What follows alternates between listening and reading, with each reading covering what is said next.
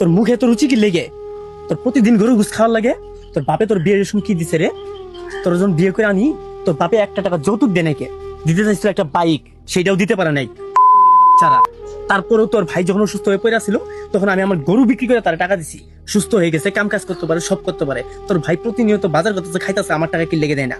তোর ভাইরে কবি আজকের মধ্যে টাকা দিতে। যদি টাকা না দেয় তাহলে তোর আমি তালাক দিন। আরে স্বপ্না, কেমন আছিস বোন তুই? আরে ভাইজান, হঠাৎ করে তুমি আমগো বাড়িতে? কেমন আছো ভাইজান? আলহামদুলিল্লাহ, আমি ভালো আছি।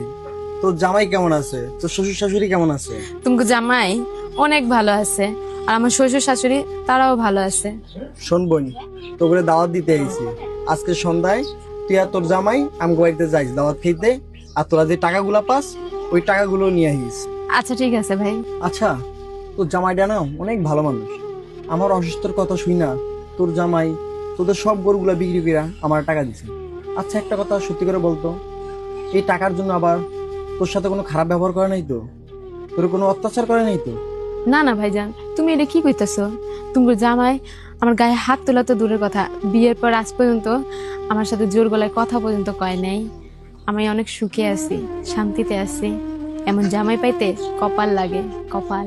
সত্যি রে বোন, তোর জামাইটা অনেক ভালো মানুষ। তোর সুখ তোর কপালে ভাইসে উঠছে, যেটা আমি একটু আগে এখানে দাঁড়িয়ে দেখলাম। আসলেই তোর মতো বোন পাওয়া ভাগ্যের ব্যাপার, লাখে একটাই মিলে।